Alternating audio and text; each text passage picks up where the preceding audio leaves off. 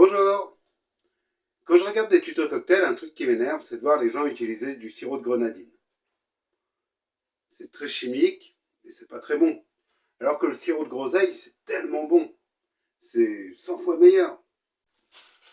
J'en fais pousser et je les garde au congélateur pour faire du bon sirop de groseille toute l'année. En premier, il faut faire une infusion de groseille. Comme j'ai pas envie de me retrouver avec beaucoup de sirop, je vais bien doser l'eau.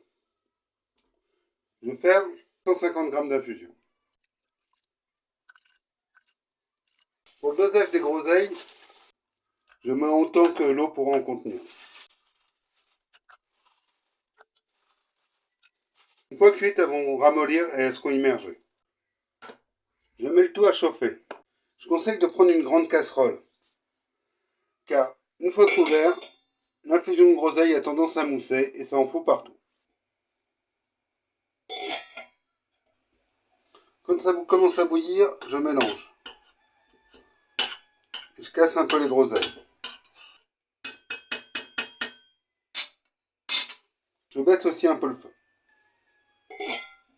Là c'est pas mal. La couleur est bien foncée. Je coupe le feu et je laisse infuser 5 minutes. Maintenant que mes groseilles ont bien infusé, je vais filtrer tout ça. Pour filtrer l'infusion de groseille, j'utilise un filtre à café lavable. Je pense qu'avec un filtre en papier, ça va colmater. Et avec un filtre moins fin, il va y avoir des morceaux de groseille qui vont passer. Et ça fera un sirop très épais.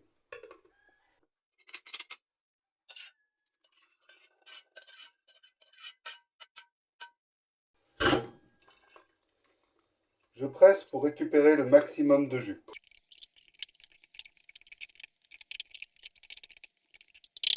Pour faire le sirop, je vais peser l'infusion et le sucre.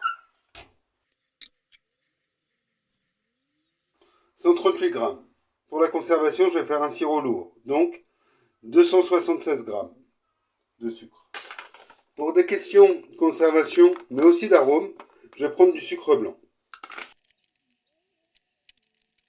Il y en a un peu trop, mais ça va le faire. Et maintenant, il n'y a plus qu'à cuire le sirop. On chauffe fort et on mélange souvent. Quand ça bout, je mélange davantage pour que la chaleur soit homogène. Je peux baisser le feu, mais il faut continuer à chauffer jusqu'à un bouillon particulier qui est le signe que le sirop est cuit. Le temps de cuisson n'est pas un bon indicateur. Il faut observer un changement de structure dans le sirop.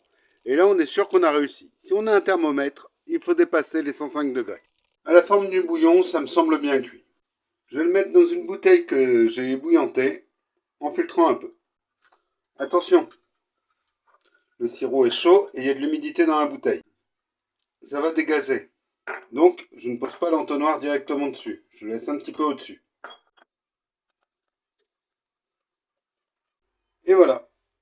J'ai du sirop de groseille qui vaut 1 milliard de fois le sirop de grenadine. Excellent pour les cocktails ou même à boire juste avec de l'eau. Au revoir et à la prochaine j'espère!